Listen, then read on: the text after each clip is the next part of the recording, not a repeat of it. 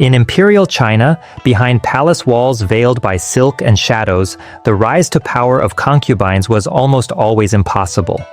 Born into poverty or obscurity, many concubines were never meant to be remembered, but a rare few did the unimaginable. They rose from servant to sovereign. This is not just a story of love or luck. It's a tale of ambition, survival, and cunning. From forgotten chambers to dragon thrones, we uncover 7 women who shattered the order of their time. Let's begin to climb toward the most powerful women China has ever known. 1. Empress Wang Zhi. Her story begins in the quiet, modest home as a young girl of no noble birth, no royal blood, and no indication she would one day give rise to one of China's greatest emperors. Wang Zhi was first married to a commoner, a quiet life that might have ended in obscurity. But fate has strange ways of choosing its favorites. Word of her beauty and grace reached the palace through a well-connected official, and Wang Zhi was selected to join the harem of Emperor Jing of Han. It wasn't love at first sight, nor was she even his favorite at first. She was just one among dozens of concubines, each more desperate than the last to catch the emperor's gaze. But Wang Zhi had something different: patience. While others competed with jewels and performances, she waited, calm and poised. She spoke less, but listened more. She learned court politics not through power, but through silence.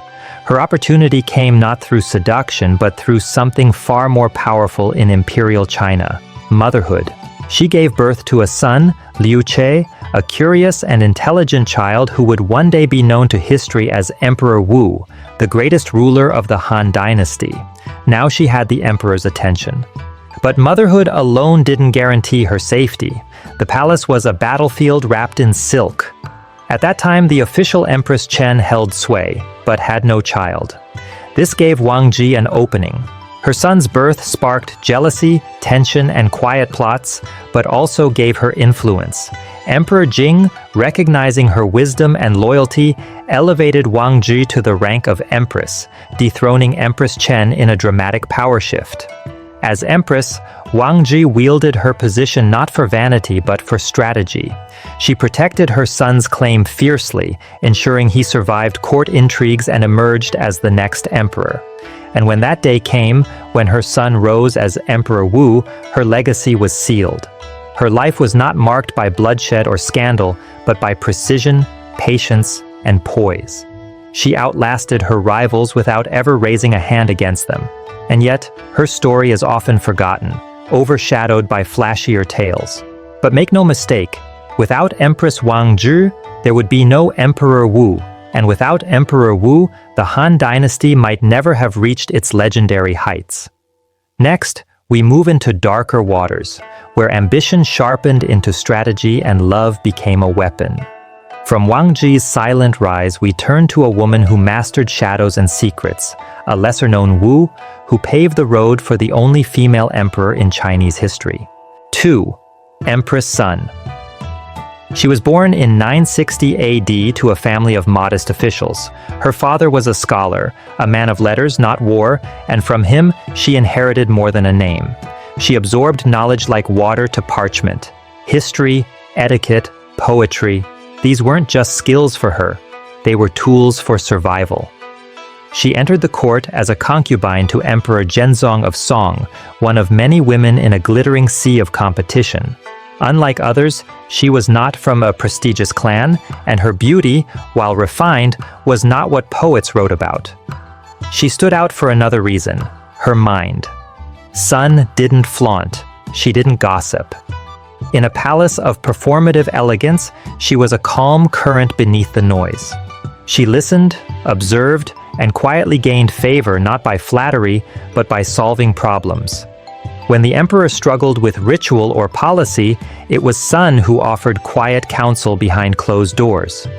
When tension brewed between court factions, it was Sun who soothed egos with a well-placed word. Her influence grew, and when Empress Liu died without an heir to her title, all eyes turned to the imperial harem. Many expected a woman from one of the powerful families to take the position. Instead, Zhenzong chose Sun. The court murmured. A low-ranking concubine? A scholar's daughter? But the emperor's decision was final. As empress, Sun remained humble. She continued to study history and Confucian texts, earning admiration even from those who once doubted her. But her true test came when the emperor died, and their young son, Renzong, ascended the throne. He was only 12. Sun, now Empress Dowager, took the reins as regent. For nearly 20 years, she ran the empire with poise, balancing the delicate structure of Song bureaucracy with the power struggles of imperial politics. Ministers who once dismissed her now sought her audience. She navigated famine, rebellion, and court scandal without ever stepping into excess or tyranny. She raised Renzong not just as a ruler, but as a scholar emperor in her own image, patient, learned, and just. When she stepped down from the regency, she did so without clinging to power. No blood, no shadow coups, just a quiet exit, and a stronger empire left behind. Next, we meet the woman who spun empires from thread, the humble peasant wife who helped build a dynasty. 3. Empress Ma Shuying. In a world where emperors rose from rebellion and dynasties were built on blood, Ma Shuying emerged not from silk-lined halls or scholarly lineages, but from the dusty plains of Anhui, born to a poor soldier with nothing to offer but loyalty. Her story begins not in a palace but in the campfires of insurgents. As a young girl, she was married to Zhu Yuanzhang, a peasant-turned-rebel-turned-conqueror who would soon become the founding emperor of the Ming dynasty. Their love wasn't born from politics or royal arrangements, but from hardship. Together they fled famine, dodged Mongol patrols, and dreamed of something greater. Ma wasn't just a companion, she was Zhu's compass. As he climbed from outlaw to warlord, she managed supplies, soothed wounded soldiers, and calmed his anger when victory seemed out of reach. Her presence became a kind of silent strength, the stillness in the storm. When Zhu Yuanzhang finally toppled the Yuan dynasty and declared himself the Hongwu emperor, he had many options for empresses. After all, power attracts beauty, and the imperial court overflowed with elegant candidates. But he chose Ma, humble, practical, and loyal to a fault. As empress, she refused to be draped in excessive gold or jade. She wore plain robes, ate simple meals, and personally wove cloth for the court's needs. Ministers whispered in disbelief. This was the Empress of China? A woman who refused extravagance in a palace built to show off wealth? Yes, and she was far more. Ma Shuying became the moral anchor of the Hongwu court. She advocated for mercy when her husband's paranoia led him to executions. She intervened when servants were beaten, when scholars were punished, and when fear clouded judgment. She was, in every way, the humane face of a harsh regime. But her most lasting legacy was maternal. She raised her sons not as princes, but as men of discipline and compassion. One of them, Judi, would later seize the throne as the Yongle Emperor, ushering in one of the most celebrated reigns in Chinese history, including the voyages of Zheng He and the construction of the Forbidden City. Ma Shuying didn't need to wield a sword or conspire behind curtains. Her power was quiet, rooted in service, and guided by values older than any dynasty. In many ways, she was the opposite of what the palace demanded, and perhaps that's exactly why she succeeded. Now, we leave behind the gentle hands that wove an empire and return to the stormy Han court, where music and tragedy collide and a low-born singer will charm an emperor. 4. Empress Wei Zifu. Wei Zifu was born into obscurity. Her family served in the home of Princess Pingyang, the elder sister of Emperor Wu of Han. As a teenager, she worked as a maid and singer, her soft voice often filling the halls as she folded garments and fetched water. Then one day, everything changed. During a visit to his sister's residence, Emperor Wu, young, powerful, and hungry for novelty, heard a song unlike any other. He turned to find the singer, a slender girl with melancholy eyes and a stillness about her that was almost magnetic. She was summoned to the palace the very next day, not as a noble, not as a bride, but as a concubine, one of many. At first, Wei Zifu was just another face in the emperor's vast harem. But time worked in her favor. Her demeanor was quiet, dignified. She didn't compete, she didn't need to. When the emperor grew weary of court politics and shallow flattery, it was to Wei Zifu's chamber he returned, for comfort, for calm, and eventually for love. Her fate was sealed when she bore him a son, Liu Ju. It was her trump card in a palace where wombs decided dynasties. Emperor Wu made her empress, dethroning the once powerful Empress Chen, who had failed to bear an heir. Overnight, Wei Zifu transformed from a servant girl to the mother of the crown prince. Her brothers were given titles, her family elevated, her life finally secure, or so it seemed. For years, Wei Zifu enjoyed peace and reverence. She supported her husband's reign with grace and focused on preparing Liu Ju for future rule. But the palace never sleeps. With power came enemies, many of them jealous of her rise, others threatened by her son's status. Then came whispers of sorcery. Court rivals accused her family of witchcraft. Emperor Wu, increasingly paranoid and aging, believed them. Her brother was executed. Her son, the crown prince, rebelled in fear and was forced to commit suicide after a failed uprising. Wei Zifu, once the favored empress, now a grieving mother, was imprisoned and left to rot in silence. She took her own life not long after. Her death was quiet, a tragic bookend to a life that had once defied the odds. And yet, Emperor Wu would later regret his decisions. He restored her titles posthumously and ordered that her tomb be placed near his, an eternal apology carved in stone. Wei Zifu's story is not just one of rise and fall. It is a haunting melody about how the court can sing your praises one day and silence you the next. Enter Lu Ji, the widow who became an empire's shadow. 5. Empress Lu Ji. Not all empresses were made by love. Some were forged in war, sharpened by betrayal, and crowned by blood. Lu Ji was not a favorite. She wasn't graceful like Wei Zifu or gentle like Ma Shuying. She didn't sing lullabies or wear silk modestly. No, Lu Ji played the long game, and when the emperor died, she didn't weep. She took the throne in all but name. Born around 241 BCE into a well-connected family, Lu Ji's marriage to Liu Bang, later Emperor Gaozu of Han, was one of politics, not romance. When he was still a rough-mouthed peasant leader rising against the Qin dynasty, she stood by him. She raised his children, ran his household, and watched as he brought concubine after concubine into their home, including the beautiful and beloved consort Qi. Liu Bang was the face of rebellion, but Lu Ji, she was the strategy. She managed alliances, secured loyalty from key generals, and ensured her son, Liu Ying, remained in the line of succession. When Liu Bang declared himself emperor, she was right beside him as empress, watching every whisper and weighing every move.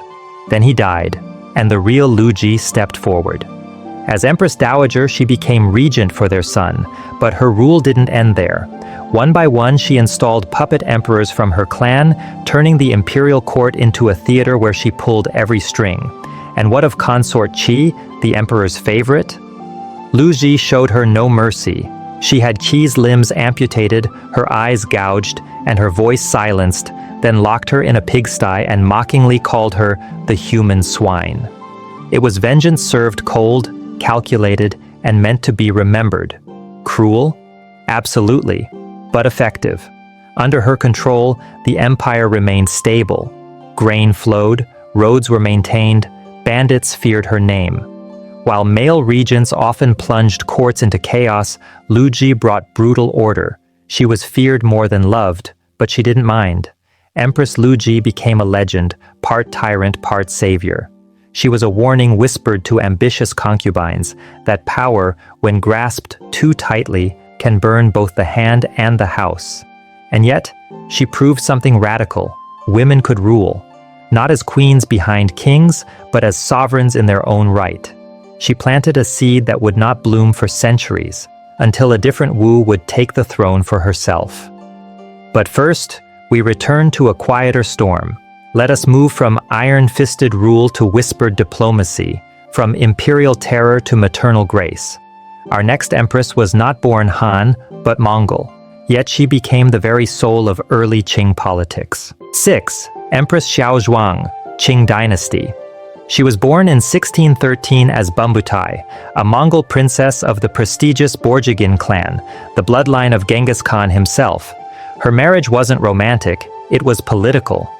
At just 13, she was given to Hong Taiji, the rising leader of the Manchu, to cement an alliance between Mongol tribes and the budding Qing power. She entered the palace as a consort, not an empress. She didn't dazzle the court with beauty or demand attention. She observed, learned the court's rhythms, and mastered the art of influence. Her husband, Hong Taiji, recognized her intellect and trusted her advice. When she bore him a son, Fulin, her position became more secure. But fate struck quickly. Hong Taiji died suddenly in 1643, leaving the empire in a precarious state and her son, only 5 years old, next in line. Bumbutai didn't mourn long. As the newly titled Empress Dowager Xiaozhuang, she stepped into the vacuum. The boy emperor, now the Shunji emperor, was too young to rule. So, Xiaozhuang ruled through regents. She chose wisely, favoring Dorgon, a skilled and loyal prince who led military campaigns that solidified Qing control over all of China. She stayed behind the curtain, rarely issuing edicts herself. Yet everything passed through her. She managed court rivalries, balanced Manchu and Han Chinese tensions, and protected her son from factional manipulation. When Shunji died young, she guided her grandson, the future Kangxi emperor, through one of the most turbulent successions in Qing history. At just 8 years old, he ascended the throne, and Xiaozhuang once again pulled the strings from the shadows. But this was no tyrant's reign. She was a grandmother empress, mentoring Kangxi with wisdom and discipline. She taught him diplomacy, warned him of arrogance, and quietly helped him become one of the greatest emperors in Chinese history. She never asked for formal power, never wore the title of regent. But in practice, she ruled for over 4 decades. Her influence stretched across emperors, across crises. When Kangxi's court fractured with rival factions and external threats, he turned to her not just as family, but as a living archive of court wisdom. Her life reminds us that you don't need to sit on the throne to shape the empire. Sometimes the one who raises the emperor is the one who rules the empire. But our journey now leads to the final empress. She didn't rule beside the emperor, she became the emperor. 7. Empress Wu Zetian, Tang Dynasty. History remembers many queens, but only one emperor who was a woman. Her name was Wu Zhao, but the world would know her as Wu Zetian, the only woman in over 3,000 years of Imperial China to seize the throne in her own right. Not as empress consort, not as a dowager, but as sovereign. She was born in 624 AD, during the Tang Dynasty, to a wealthy and well-educated family. Unlike most girls of her time, she was taught to read and write. Her intelligence bloomed early, and with it, a quiet defiance. She refused the loom and the kitchen. She was drawn to history books, court records, and strategy. She wasn't preparing for marriage, she was preparing for power. At 14, she entered the court of Emperor Taizong as a low-ranking concubine. With dozens of women ranked above her, she was invisible at first. Taizong never favored her, but she watched, learned court etiquette, and studied the machinery of power. When Taizong died, tradition required that childless concubines retire to a Buddhist convent. Wu did, briefly. But then came an unprecedented move. Emperor Gaozong, Taizong's son, brought her back. She became his concubine, and eventually, his obsession. The palace was shocked. Bringing back a former concubine of your father was unthinkable. But Wu had her sights set higher than propriety. She accused the reigning empress and rival concubine of murdering her newborn daughter, an accusation historians still debate. But Gaozong believed her. Both rivals were stripped of their titles. Wu was made empress. That alone would have secured her place in history. But Wu Zetian wasn't done. As Gaozong's health declined, she ruled as his proxy, attending meetings, issuing decrees, managing the bureaucracy. She purged rivals with terrifying precision. Ministers feared her, monks revered her. The court bent around her like reeds in the wind. When Gaozong died, Wu became Empress Dowager, but instead of ruling from behind the throne, she declared herself emperor of a new Zhou dynasty in 690 AD. No regent, no male puppet. She ruled outright. Under her reign, the state exams expanded, meritocratic reforms flourished, agriculture thrived, and Buddhism was elevated. She appointed talented officials regardless of birth, elevating those once locked out of power. For some, she was a reformer, for others, a tyrant. She wielded spies, secret police, and even brutal punishments to protect her throne, but she also sponsored art, poetry, science, and education, bringing a golden age of cultural achievement. In 705, aged and ailing, she was pressured to abdicate. She died soon after, buried beside Emperor Gaozong under the title Emperor rather than Empress. Her tomb bears no epitaph, just a blank stele, as if daring history to write her legacy. Was she a ruthless usurper or a brilliant trailblazer? The answer lies somewhere in between. But one thing is certain, Wu Zetian shattered every boundary. She didn't simply rise through the ranks, she rewrote the script.